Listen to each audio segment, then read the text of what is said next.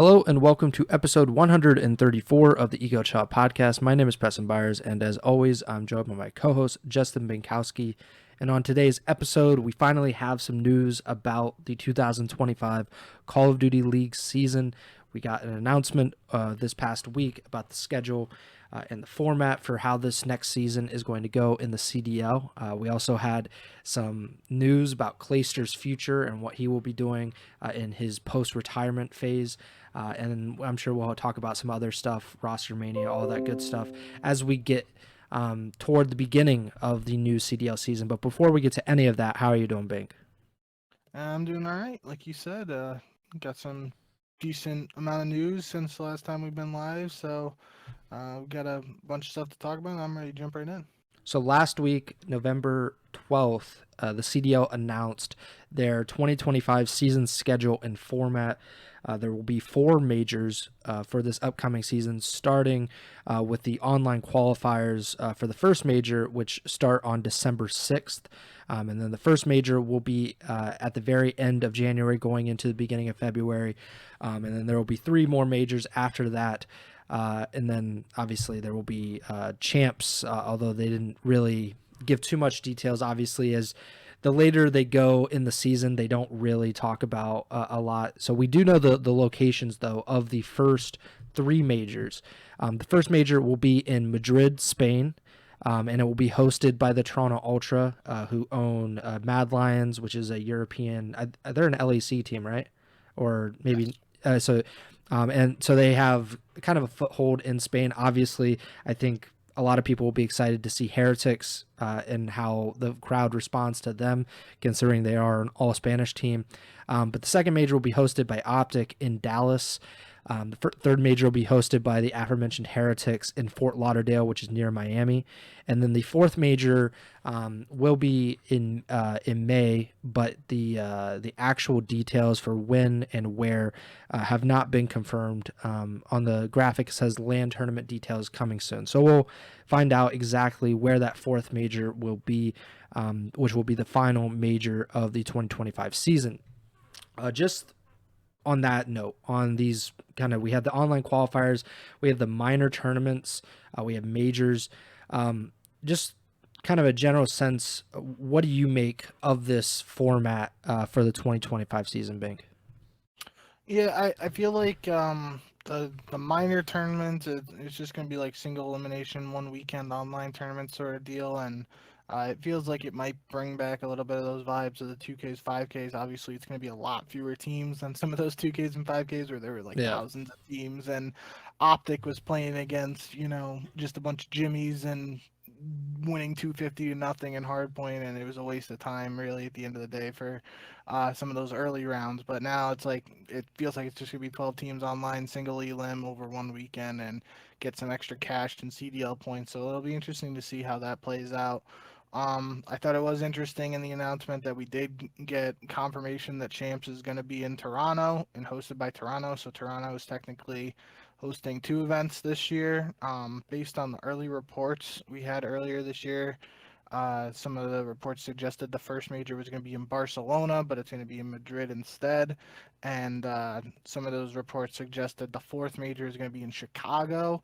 And we did not get confirmation of where Major 4 will be at this time. If it is in Chicago, it'd be interesting to see if that's hosted by Optic or if it's hosted by the league, because let's just say Major 4 is in Chicago and is hosted by Optic. That means there'll be five events this year, and four of them will be hosted by two will be hosted by Toronto, two would be hosted by Optic. So Hmm. like, not a ton of diversity there. Obviously, Optic does a really good job as indicative of champs last year, which is where Major 2 is taking place. So the league's trying to tap into that and repeat the success from the big end of season event last year that took place, and a bunch of people were really excited about that. Obviously, in part due to who ended up winning it all, and that has to play some fact. But outside of the actual results in game, it felt like there were a lot of people praising the environment and just what was going on at that event. So makes sense the league's trying to get back to that. But yeah, I mean, it feels like this is the earliest we have had a champs location announcement, I guess you can say. So like you said, we don't know dates or anything like that. I don't believe they included that. If they did, I missed it. But um, yeah, it felt a little weird that we don't know Major Four, but we know champs. Usually, it's vice versa. Like you would expect them to announce all the majors and excuse me, and leave out champs for later in the season. But um, it looks like they're taking a different approach, and it could be because maybe Chicago isn't locked in. Maybe they're gonna see if another team wants to take a shot at hosting an event, and if they don't, then they'll go down that Chicago route. We'll have to wait and see how that all plays out. But yeah, it's full go now for 2025 season. We got some details. We know what to expect, and um, I guess it's not fully full go because we really still only have 11 teams, but we did get some. I thought it was interesting in the announcement that Daniel, the GM for the COD League, announced that 3 new teams are entering the league, and one of the teams we mentioned C9, and he mentioned the Vegas Falcons coming in to replace the Legion, but then he mentioned G2, and this being G2's first full season as the Minnesota Rocker. Um, Not really sure like what that officially means or anything like that because we heard about the merger and everything last year. So does that mean that G2 wasn't technically involved at all last year? Um, Interesting if we'll ever learn more about that. But the biggest thing is that they say those 3 new teams. We have no idea what's going on with LAG or Gentlemates, which has been the heavily rumored um, last team for this upcoming season, and we have no confirmation of that yet. So I thought that was a little strange that we don't exactly know what's going on there, but I guess we do have some time before December 6th. There was also one thing that I thought was interesting. So in that video, they talked about the esports calendar. So they talked about the game launch, it being October, November, basically, is dedicated to just players getting used to Black Ops 6. And then starting in December, the Call of Duty League officially begins with the online qualifiers. But they also include that the Esports World Cup happens in July after the CDL season. Like that was actually part of the video. So it seems like the Esports World Cup will essentially become a part of the CDL in a way, like not technically, because it seems like there is a separation between the CDL and the Esports World Cup, but it does seem like the EWC, which we saw make a comeback this year, it does seem like that will be a part of the competitive esports calendar for Call of Duty, which I think is interesting. It does add like a twist to how the off season will go, because we saw some roster changes from the end of the 2024 CDL season in the beginning of the Esports World Cup, and then we saw even more roster changes after the EWC. So maybe that'll just be an annual thing from now on. I guess it just depends on if the EWC continues to want to support Call of Duty. But according to that video, it's going to be a $1.8 million prize pool for EWC next year. So it seems like a cool thing. The one thing that you mentioned about but the minors, that is kind of like the big new thing here in the 2025 season. Like you mentioned, it's just 12 teams, single elimination. They will be taking place in the middle of the qualifiers for Major 1 and Major 2. And they will be offering a $20,000 winner-take-all prize pool, which I thought was interesting because that does put a lot of emphasis on those tournaments, and I think that's a great thing because, you think about 2K, 5Ks, the prize pool was a lot smaller. Obviously, like you mentioned, there's hundreds and maybe even thousands of teams competing in them. It's an all-day thing. But for this, $20,000. Whoever wins, gets to take all of that. They get extra CDL points as well. So according to the CDL, first place gets 30 CDL points, second gets 20, third, fourth gets 10. And these points will be used for postseason seeding only, not major tournament seeding. So I think that's interesting, at least kind of how we're going to factor that in as we get to the end of the year, how much those minors will end up mattering, in terms of champs contention. But But yeah, I'm a big fan of the format in general. I wish there were more majors. I think everyone would. I don't think that there's going to be too many complaints about if you had 6, 7 majors a season. But it does seem like we're going to new cities. Madrid is kind of a great thing to see because the last time the CDL would have been to Europe would have been right before the pandemic, like January, February 2020, when the CDL went to London. And that's still talked about as one of the greatest environments for a CDL event. So hopefully we'll get that with Madrid. Challengers is also a part of this. So the CDL announced that the Challenger season will be beginning on November 23rd with the first Challengers Cup, and Challengers Elite is also coming back in the new year. I did see that. I don't know if it was confirmed, but there was a lot of speculation that there would not be a Challengers tournament for the first major because, like you mentioned, it was rumored to be in Barcelona for quite a while. People were thinking that Major 1 would be in Barcelona. It ends up being in Madrid, and I think as a result of that, there's not going to be a first Challengers Open in Madrid, which is unfortunate. But overall, I think that there's a lot to like about this season schedule, this format. I'm trying to see, there's about 2 weeks off between each major and the beginning of the next online qualifiers, which is probably good. It gives, at least, especially if they're going to be traveling to Madrid, traveling to Miami, to possibly Chicago. We'll see what happens with Major 4. It's probably good to at least have at least a week off, probably 2 or more at that point. Any final thoughts, opinions about this schedule or this format? Anything that you would have liked to see, or any changes that you wanted, from this actual format? I mean, it does seem. I would have to go back and look. So it doesn't seem too weird, but like just part of me like thinking about the first land being at the end of January, beginning of February feels a little off. But then once you like I remember last year they did the qualifiers around the same time. I feel like in December they had that little break for Christmas and the holidays and whatnot, and then they got back into the Yeah. qualifier. So it feels like it's like what we're gonna expect from now on. I know that's been a topic of discussion over the last couple of years, is starting as close to the launch of the game as possible.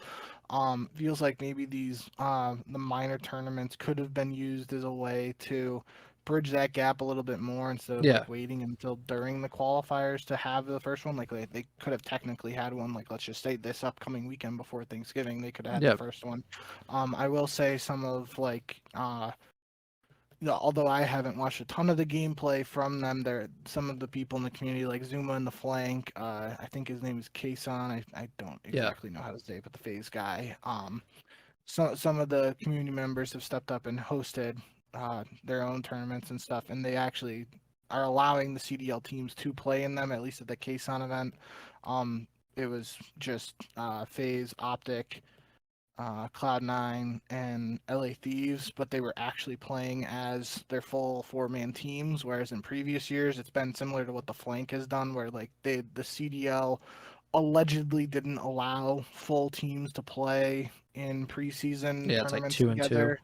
Yeah, like you had to be split up and whatnot. So we've seen a little bit of a mix of that, but it is good to see some of that action, especially with the Kason thing. Like that was a $50,000 land, and we got to see land play already for the new game. That was pretty cool. And although it was a small tournament, it feels like there was a little hype around that, and it's probably because of that. Like what we've talked about on this show and what the community's talked about over the last couple of years, just starting the season as close to the launch as possible. Because the more you wait, the less exciting it gets for some people who aren't those hardcore Call of Duty esports fans. And um so it'll be interesting to see how the miners really bridge the gap. I would like to see the miners used in all of the stages if they're going for this mid Hmm. qualifier approach, but it looks like right now, just based on the initial graphic, it's only going to be majors 1 and 2. Obviously, it wouldn't be, at least in my opinion, I don't feel like it'd be 2 out there to just add an online tournament in the middle of the major 3 and 4 qualifiers if the CDL sees success with the minors and decides it wants to add some on. But end of the day, not sure exactly if that'll happen or if we can expect that. But it'll be interesting to see how that plays out. If, like you said, 20,000 winner take all, that's, you split it 4 ways. It's 5K in the pocket each for the winner. Like, players are going to be going hard for that, you'd imagine. For sure. And,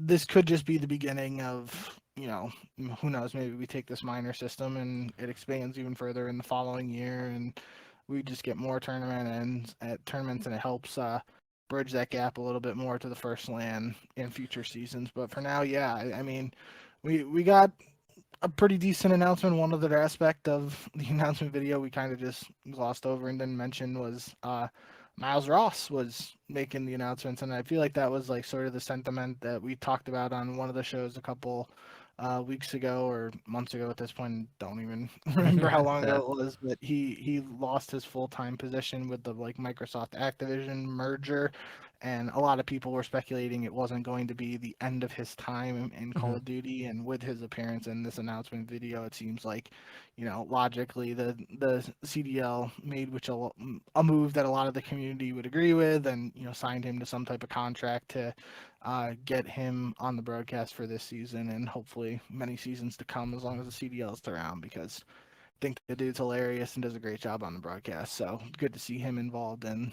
this announcement video, and looking forward to him being on the broadcast for the season as well, seemingly. Yeah, definitely glad to have Miles back.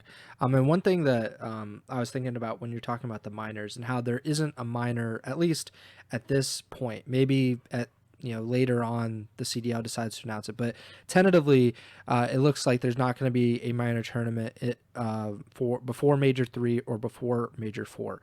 And the only reason I can think, and I'm speculating here, is right now they have the online qualifiers set up for the third major as April 4th to the 20th, and then the major would be April 24th to the 27th. I'm assuming that it's just, and then the same thing for Major 4. Of course, we don't know when exactly the Major 4 will be, but they have the online qualifier set up as May 2nd to the 18th. Maybe it's simply a logistical issue where they're like, we can only book the third major in Fort Lauderdale on April 24th. So, we have to kind of condense our qualifiers. We can't, if you look at Major 1 and Major 2, Major 1 kind of being a difference because there is that winter break. But Major 2, it's over more than a month span, the online qualifiers, because they put the minor in between. And there is even, or excuse me. But that's probably the biggest difference is, just we couldn't book Fort Lauderdale for when we wanted to. If we did the minor, same thing. Maybe they already have something lined up with Chicago, so that they're just kind of covering their bases, I guess, to make sure that they can have that LAN tournament when they want.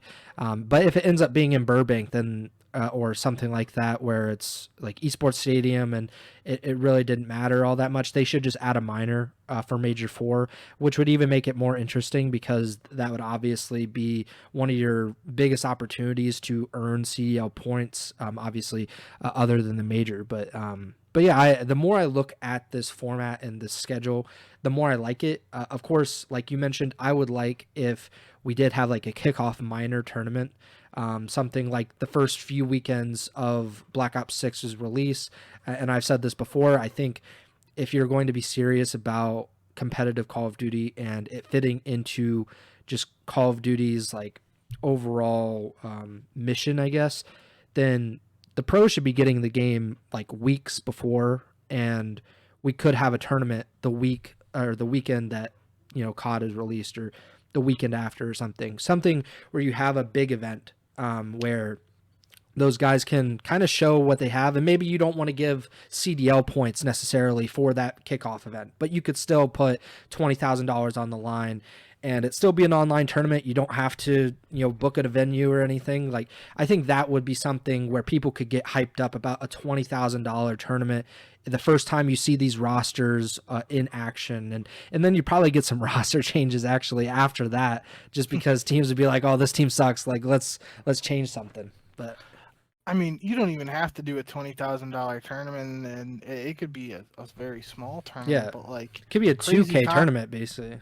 just Yeah, crazy concept here. Even if you don't get the players the games early, like people still want to watch these guys yeah. play the game because they play at the highest level. There was a clip that I was seeing on Twitter yesterday. Rule sent me, shout out Rule, of Shotzi and Pred like doing a 1v1 on Nuketown, and Shotzi was just going nuts with a knife and the tomahawk, and like, that stuff's banned from the CDL play, so you wouldn't see it in a tournament. But like Shotzi's doing some pretty wild stuff with the Yeah. Omni movement and whatnot, and that's gonna hype up people, and crazy concept here. But if we got this, well, let's just say they had an online tournament the weekend after Call of Duty drops, where the most people are probably playing Call of Duty they will ever be Hmm. playing in the year. You can at the main menu like do some type of window or whatever to broadcast said tournament and just have the tournament there.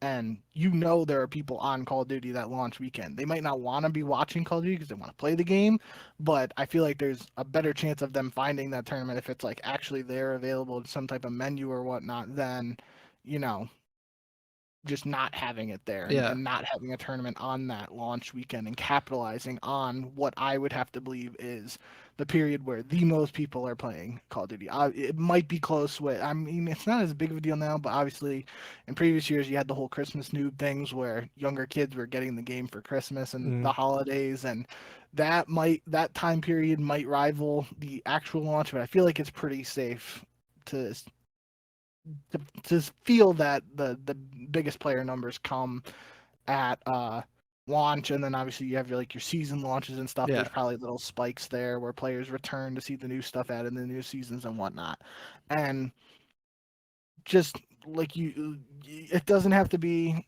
a full blown LAN. Obviously, that'd be cool. It doesn't even have to be the players getting the game early somehow. Like midnight, the kickoff tournaments are cool. I really didn't watch that many this year as opposed to years past, but like if there was some way we just had get like guys like Shotzi and Celium and Simpin and Beezy and all these stars we have in the league playing in a tournament right at launch, Hmm. where technically if they don't get the game early, everybody's on the same playing field, right? Yeah. Like they know the same amount about the game. Like it would be people trying out different guns, like, oh, somebody spawns in with this one AR and it sucks, and then they got to switch to another. Like I just feel like there's so many cool opportunities there that could be capitalized, and it hasn't reached that point yet. But Yeah. this minor system does feel like it could eventually bridge the gap, and who knows, maybe we'll get to that point someday. But um, yeah, I kind of went on a little tangent there, but I think it's a really uh, great idea because you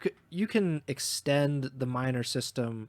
Like, so the minor system is great because you get these are big tournaments, at least for an online event. Like $20,000 is a lot of money, especially for like a one weekend thing where guys are still at home.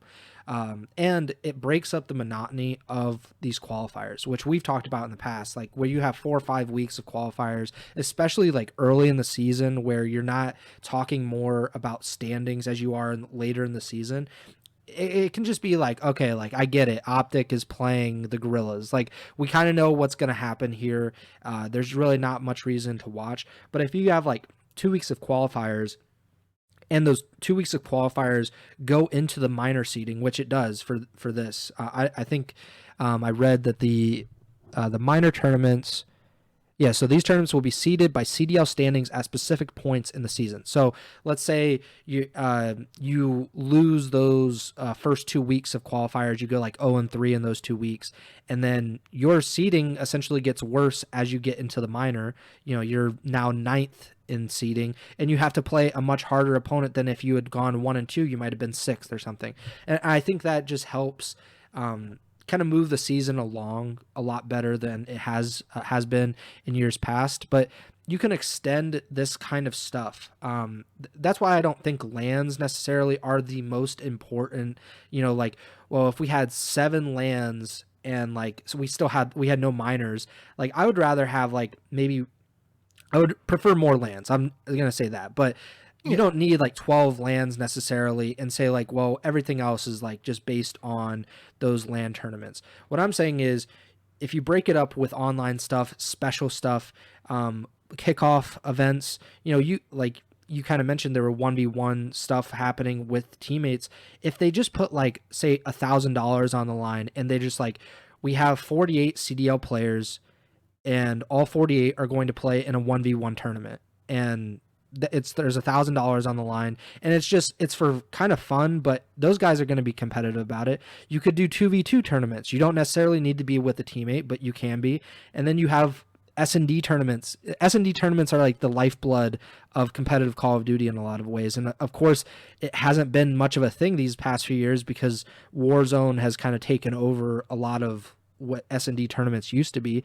But you can bring back S&D tournaments as CDL events. You could have these online tournaments for $1,000, $2,000, and have CDL players playing in it, streaming it, and hopefully getting more eyeballs on it. And what you said about bringing the attention to the CDL, like in the biggest periods of attention for Call of Duty in general, like when launch happens, when season happens, or new season happens, or Christmas. Those are the biggest times that Call of Duty is going to be for the entire life cycle. So put the stream, put a little notification, like you can watch Shotzi play a 2v2 tournament or something, because that's how I found competitive Call of Duty. Was Champs was on the Xbox home screen.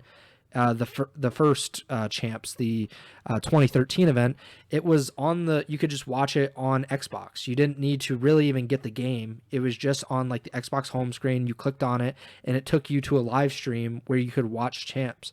That's something that definitely could be more utilized, especially if Microsoft is owning this. Like I'm sure the PlayStation contract, when that expires, they could do a lot with that. They could put those streams on Xbox. They maybe work out a deal with PlayStation where they say you have like a little button that you could press and you can watch these streams. There's a lot of different ways that the CDL could capitalize on its popularity and kind of the platform that it has.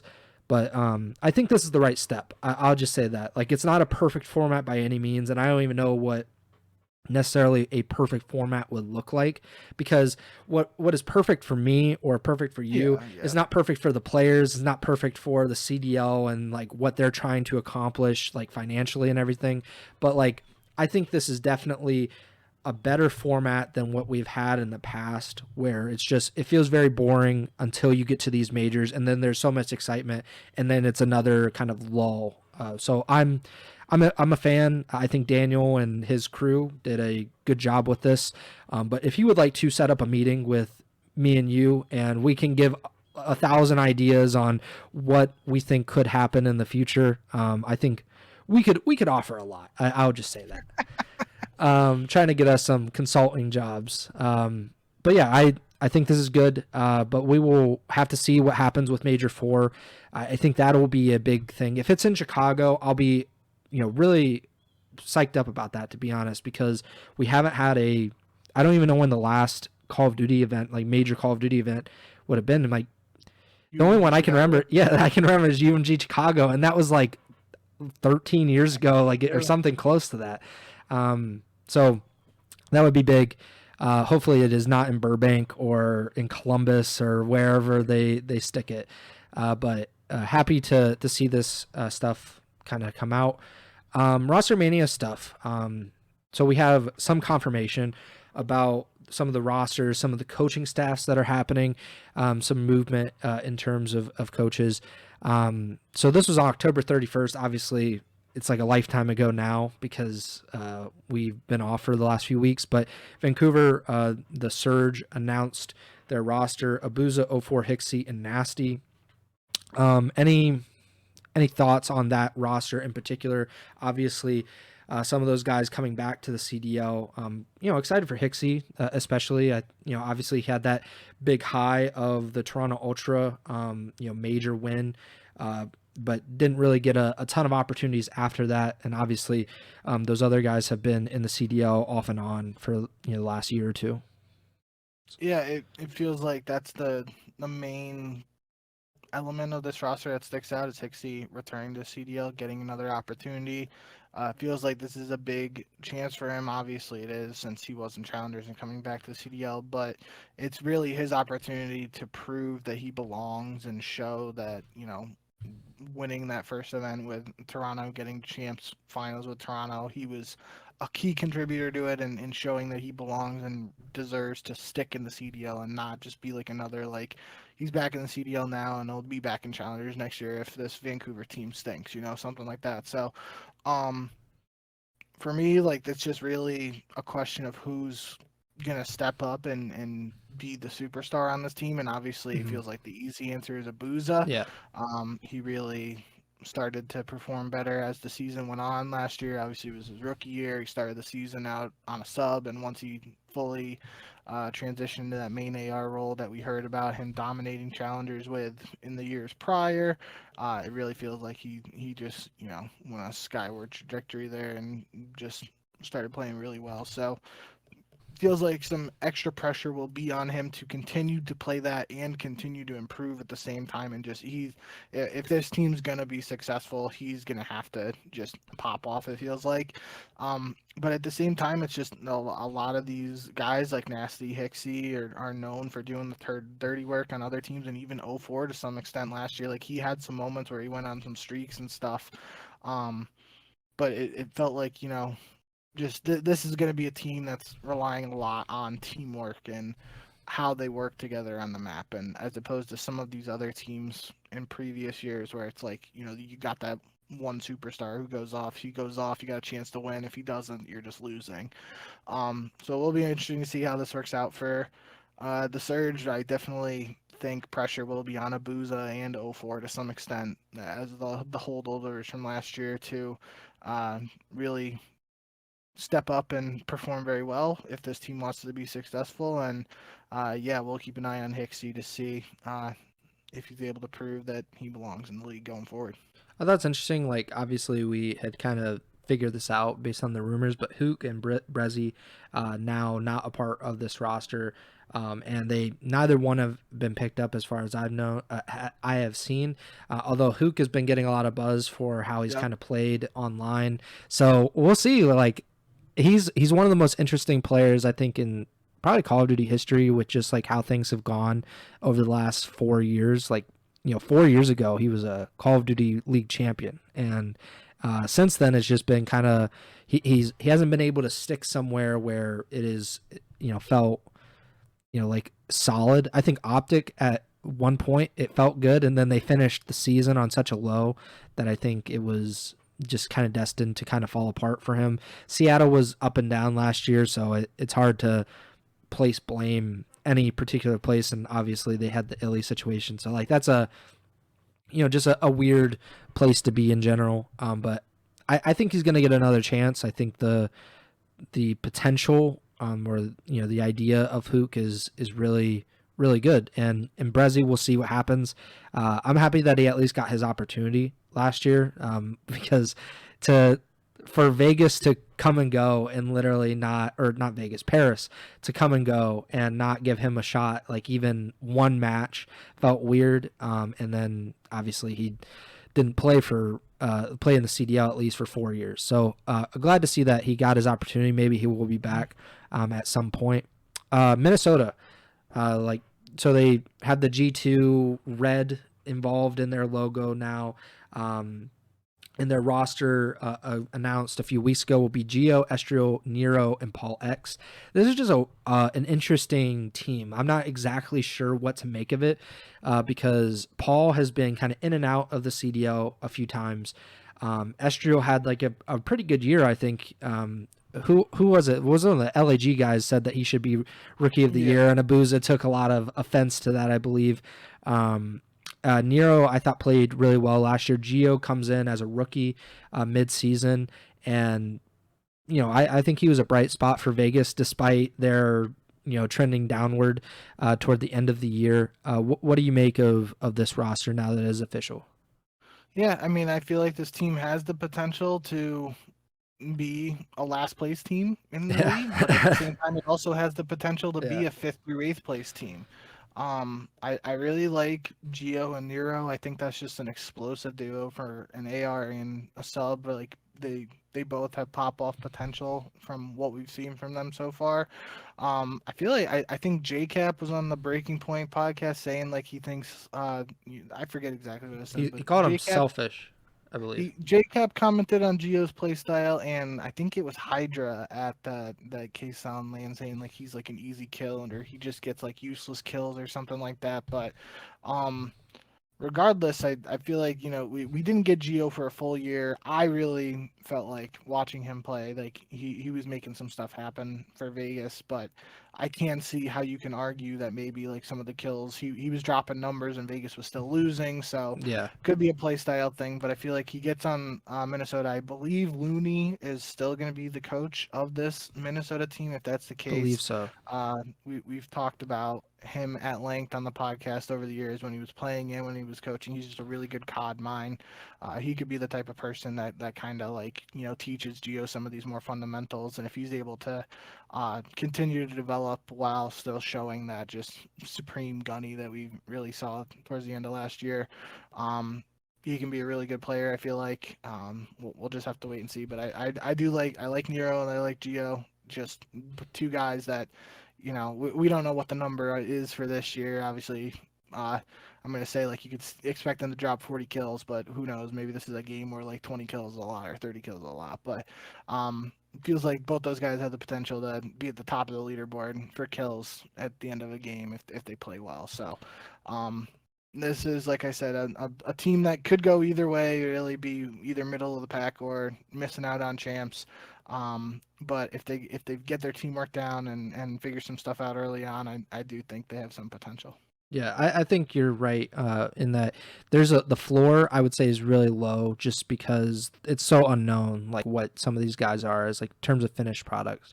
But the ceiling would seem pretty high as well. There does seem to be a lot of natural talent with this kind of team. So what JCap said, he said this on Dope Check, the Breaking Point podcast with Zero and Ace. He said Geo might have it in him. Right now he's not there yet. Or he's not there. Most players start off naturally selfish. So I think he gave him an out as like he's young. It's this was the first time that he had been in the CDL, and he kind of looks for his own kills, which I think is probably it seems like a pretty natural and common criticism among young players especially when you're trying to prove that you're good enough to just stay in the CDL. You might be looking to drop a little bit higher numbers because I think that is probably a good recipe for at least getting one more shot. Is like, oh man, look at how many, look at his KD. And I think even players look at that and say, well, like he drops kills, maybe we could use him.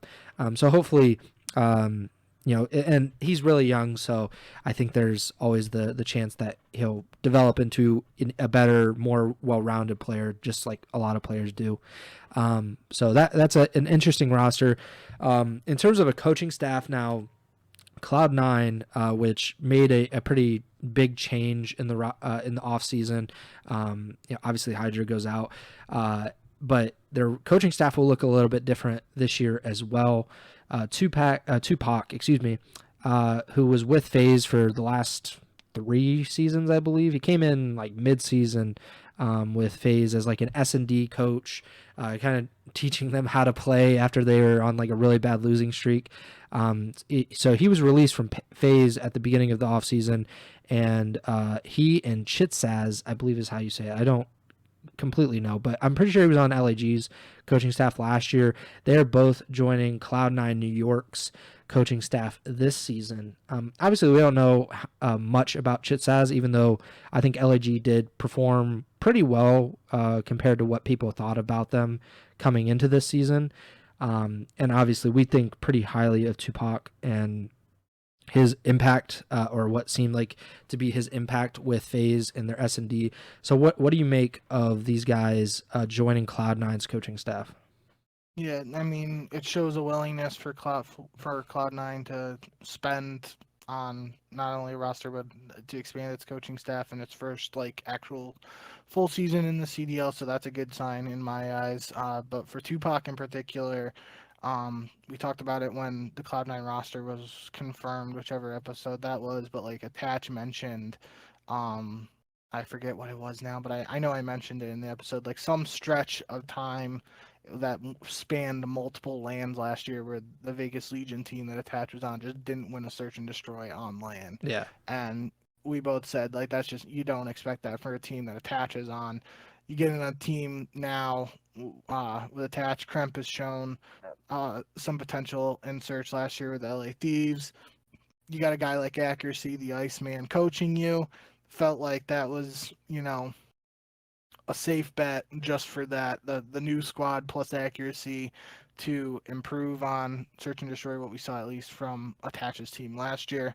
Now you add Tupac to that mix. I expect this team to be one of the best search teams in the game. Like, they, even if out the gate they struggle a little bit, they're gonna have so many good S&D minds there to figure out strats and work on some of those small things and mid round adjustments and all that stuff.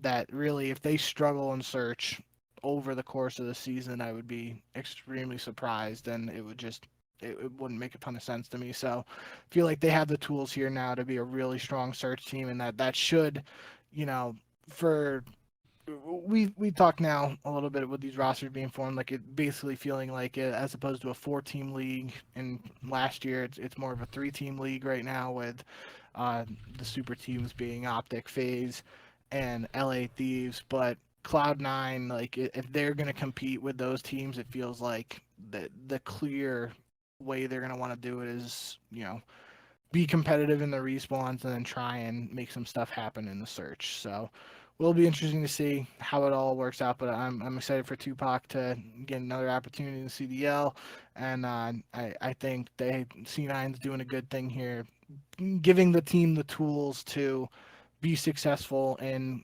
Cloud9's first year, full year in the CDL. Mm-hmm. Just going to be a matter of whether how the team utilizes those tools. Other coaching news: Clayster, who we talked about in the last episode, retired from competitive Call of Duty. He has decided to stick around, as we expected him to do, and he is now a part of the coaching staff for the Vegas Falcons. So he did not take that whatever role was with the Vegas Legion, where he'd be like working 2 jobs and getting paid for one or something like that. What was that, last off season? So, but he's back with Vegas in a sense with the new Falcons.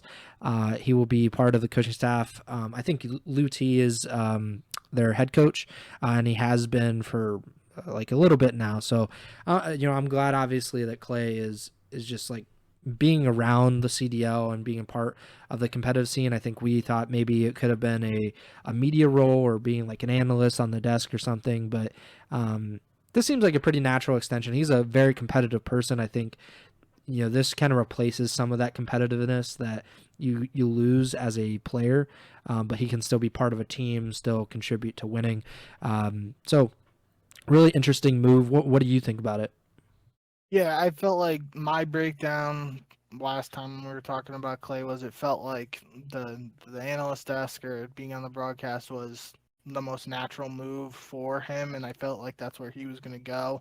But I know I mentioned coaching as a potential route, and even, like, if he wanted to be an owner or something like that of a team, like, I wouldn't be surprised if he went down that route as well. But it is interesting to me that he's joining a coaching staff. Like you said, it's important to note he's not going to be the head coach because they already have a head coach.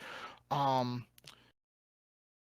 the one idea that's kind of circling in my head around this whole thing is, this sets it up, if this team fails in this first year, the organization would have the potential tools to move on, in a sense of installing Clay as the head coach and then spending a ton of money on an NA roster led by Clayster. Mm-hmm. Feels like that, like a potential route or potential option by signing Clay to a coaching deal. Now, that could just be complete bogus because we don't know, like, how long Clay's signed on for or anything like that.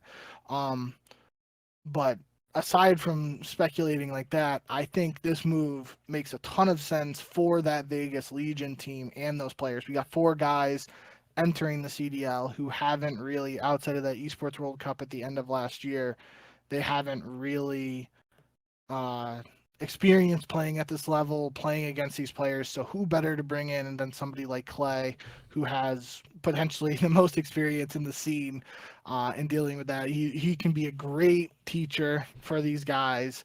Obviously, there might be some like language barrier stuff that could cause some issues, but just for the sake of bringing in a phenomenal Call of Duty mind who you might not have expected to work with this particular team and the players on it heading into the year. Like, this is just a move for the organization that makes a ton of sense to me. Um, for Clay, it feels like to me like if coaching is the route he wants to go down in the future, I feel like he inevitably will want to be like a head coach and not just a assistant coach or part of a coaching staff. But that's just speculation on my part. We'll have to see how it all works out. But I do think this is a really smart move by the Vegas Falcons organization. You got a whole bunch of new players. Bring in someone like Clay, show him the ropes. If those players aren't trying to be sponges and just soak up all the knowledge Clay has, then they're doing a disservice to themselves, in my opinion. And I feel like, a lot of people have low expectations for that team in this first year. That could be frustrating for Clay, but Clay is, at the same time, has had some disappointing years over the last couple years of his career as well. So could be an opportunity for him to get his feet wet in the coaching scene and see how he likes that and then go from there. Yeah, I think that's really the biggest thing here is that he's not jumping completely into it where he's a head coach or he's like a GM where he's kind of building this team and he's responsible for everything. He's part of a coaching staff. He can be a part of a team, but he doesn't necessarily get all of the responsibility and the weight that comes with it. So he can kind of just decide whether he actually likes it and whether he's good at it as he decides what he's going to do, maybe full time in his retirement. But I agree with you. It seems like a good move for Vegas. Especially him being an NA player and everybody else. Even Luti not being an NA coach. Maybe that'll help or develop connections or something like that. And setting up scrims, I don't think it'll necessarily be an issue for them really. But I just think having Clay probably is going to help more than it would hurt. So this was earlier or over the weekend. Illy, who has not played since like major 2 of this season. He announced that he is a free agent for the 2025 Challengers season. So I think it's interesting. I'm not entirely sure what's gonna actually happen with Illy because he's kind of been like off the face of the earth in terms of competitive Call of Duty for a while. But it seems like he has a lot of talent. We'll see if he's able to kind of work his way back up from Challengers into the CDL. Your thoughts on Illy, making a comeback or seemingly trying to make a comeback? Yeah, and there's also a clip that I saw on Twitter where he said he might have even potentially had an offer or some offers to immediately jump back in the CDL, and he's taken the route to try and build himself up really in Challengers again. So that's interesting. It's just good to see him back in any capacity. I mean, I look at my following channels right now on Twitch while we're live. He's live with 1.5K viewers. Like it's good to see him back. Hopefully, he's doing well personally, mentally, all that stuff. And he's a really talented player. It'd be interesting to see how he does down in the Challengers pit. But he's that guy who he's really competitive. He just likes playing the game when he's going right and doing what he loves. So he's someone that you don't look at him as a prospect anymore or anything like that. But he could be like that guy who takes a couple younger kids under his wing and just goes on a run in Challengers. That'd be really cool to see. Be an interesting storyline to see how he performs, and if he does, if he was getting offers without even performing in Challengers, maybe he could be a mid-season pickup or some sort of deal. I don't know. We'll have to see how it all shakes out. But in any capacity, it's good to see him back streaming, playing again, and doing what he loves. Yeah, I think he's definitely one of those players that there will be legitimate interest from teams, especially if things aren't working out early in the season, and there will just be kind of like a I don't know, maybe even like a public push, be like, just give Ilya a chance. Like maybe he can turn this team around or something like that. And Ilya definitely has quite a bit of fans. He's pretty popular. He's obviously a former world champion, so he has kind of the credentials that you would expect to be in the CDL. Obviously, he just needs to work some of these things out, and if he kind of works his way back up, I don't think that there will be much pushback, or like I don't think that there will be a lot of teams that will be like, well, we don't want to give Ilya a chance. I think the talent, at least in the past few years, speaks for them. It speaks for itself, and he will eventually probably earn a place back in the CDL. Let's talk about the LAG thing, because we have like teams or players that aren't a part of rosters currently. Like Kismet, like jumps out to me. Like he is not on a CDL roster currently, or confirmed to be on a CDL roster. But we also don't have one team that has like really said anything about what's happening for this upcoming season. That is the Los Angeles Gorillas.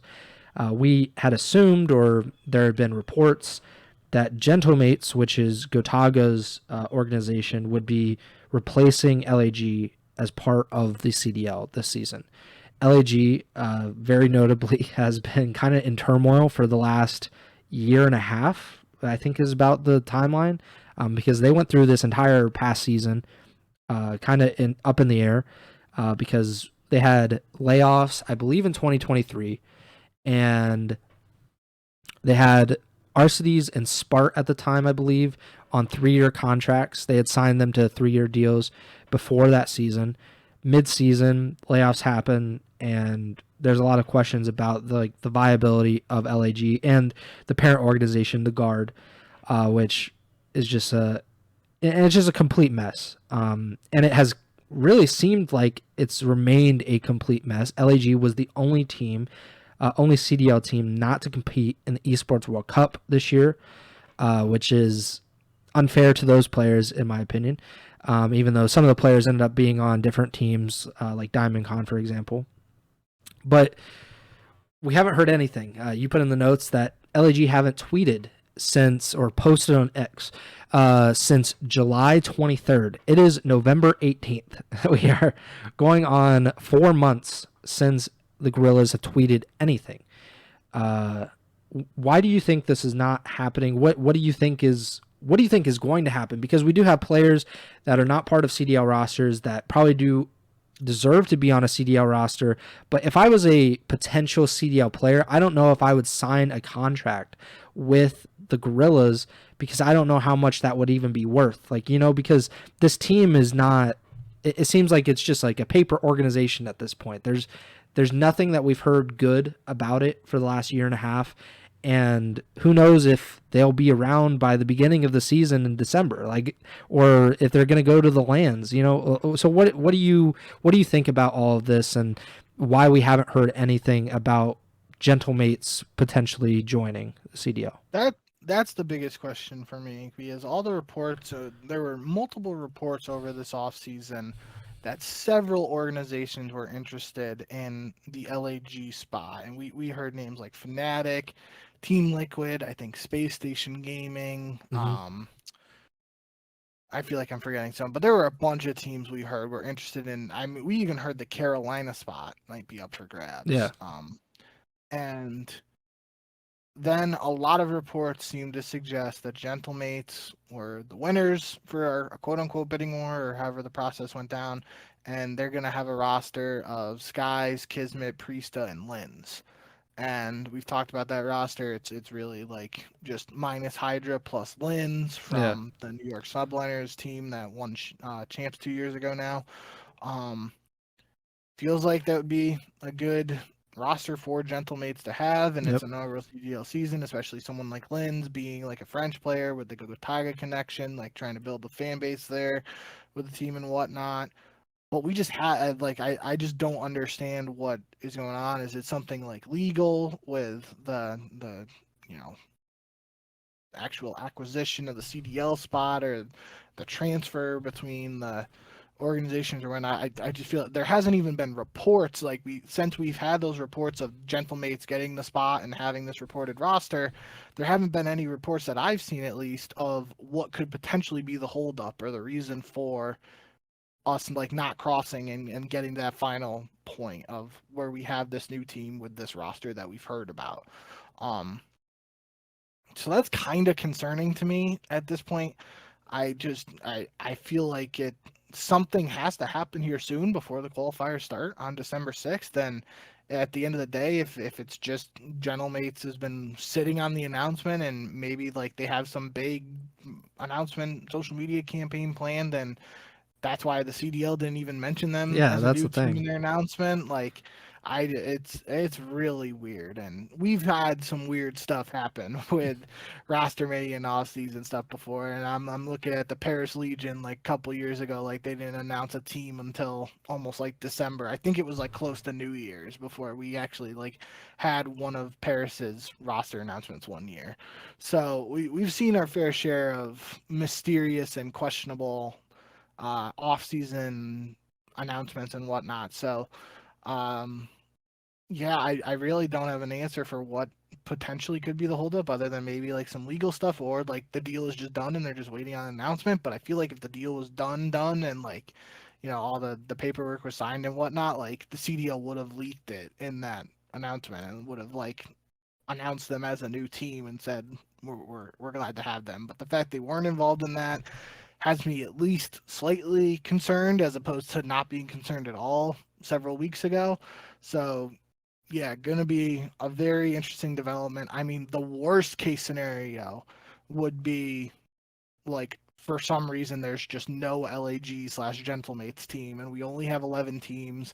And then those guys, Skies, Kismet, Priesta, and Lins aren't on a CDL team. That would be the absolute worst case scenario here for many people involved. And I don't know what's going on. I really hope just by the next time we go live, like the announcement is made by Gentlemates, they have that roster that we heard about, and it's all like, yeah, it's all smooth sailing and ready for the 2025 season. But right now, I am definitely more worried right now than I was before because I wasn't really worried. I thought, oh, we had this reported roster news and new org coming in to replace a team that's been struggling financially and all that stuff as an organization that LAG faced over the last couple of years. Now I really don't know what's going on. Yeah, I'm kind of baffled like you that they did the announcement video for the CDL and it was like, we have three new teams, like three new teams because Minnesota Yeah. is part of it, but it's like, oh, okay, like, are you sure it's three? Are you sure it's not four? Like, there's just been nothing, like complete radio silence. So I agree with you that it's probably some legal thing. Like they're just working out maybe the final details, and they're like, well, until the this paper is signed, we're not gonna say anything about this. Like the CDL team skins are like leaked and stuff, and LAG is part of it, and it's like, what? Why? Like, why would this team be a part of anything? A part of the future of the CDL? Why would they even want to be like? They don't want to be in esports as far as like we've seen, and every thing they've done over the past year and a half or so has led us to think like they just don't want to be a part of the CDL. They would rather be out of esports entirely, be done with it, wash their hands of it, and yet they've stuck around, and they're right now like they're still around, and it's annoying that it keeps happening, that every year, like we literally went into last year thinking, okay, maybe there will be a new team in the CDL, and no, LAG just ended up putting together a highly criticized roster that ended up, I think performing better than expectations or overperforming, and that was it. Like and those guys didn't get to go to Esports World Cup. We've seen a lot of departures already from that roster and the coaching staff, and we have no idea what's going to happen now. And the qualifiers start in 2 weeks, 3 weeks, and it's like, okay, like what are we going to do? Like, are we going to just, I don't know, like just put them on like some random roster, just call them like, what was the team? What was the European team that it was like the meme team? where it was like some player's face. Do you remember? Sween, Team Yeah, Sween. yeah. Just put Team Sween on the billboard and like let's get it rolling and just bring Kismet and Skies and them and put them on that team. So I don't know. Like we'll see what happens. I guess. How are you liking Black Ops 6? Obviously, we've gotten a few weeks now under our belts for the game. Ranked play is coming out later this week. We've gotten some tournaments. You know, you mentioned the Kaysen tournament, where you know the CDL team or a few CDL teams were a part of it. It seemed to be a pretty well received event. So, what have you been making of the new Call of Duty? I really liked it. It's definitely the most fun I've had on a Call of Duty game in many years at this point. I'd probably say like, definitely since MW 2019, like over the last 5 years, it feels like this is my favorite COD uh, so far. And I'm not, for clarification, I'm not saying I liked MW19 because I really did not like that game. But without like thinking too far beyond those like Black Ops 4 games and everything before that, certainly since Black Ops 4, this is the most fun I've had on a game this early. I really liked multiplayer. I'm already 6 prestige, and I've played a ton of multiplayer recently. I've really played a lot of zombies, and I've really been enjoying the zombies too. Um, but yeah, with ranked play coming out, I might jump into that more than I have in the past couple CODs. It feels like this is, at least recently, it's weird to say it's the earliest because like it feels like they've been targeting like season 1, season 2 for a ranked play launch. I still don't know why it's just not a part of the game at launch, but that's a whole nother No. debate we can get into another time. But it feels like timeline wise and in terms of just days or months and whatnot since launch, this might be the earliest we get a ranked play in the past couple of years, which is, it's getting closer to launch, I guess, so that technically is good. But yeah, I'm actually might give it a shot. I really haven't played a ton of ranked play, but now without game battles around, I really don't have anything to scratch that competitive itch, and uh, this might be the year I jump into ranked play and whatnot. I'm not really sure how much I'll play of it, especially like I said, I've really been enjoying zombies, but who knows? Maybe once the CDL gets into full swing, I'm gonna be itching to play some comp stuff, and I'll dive into it there. I will say too that the one thing that was announced alongside this ranked play and the whole new season and whatnot is that Hacienda is going to be a mid-season one addition to Black Ops 6.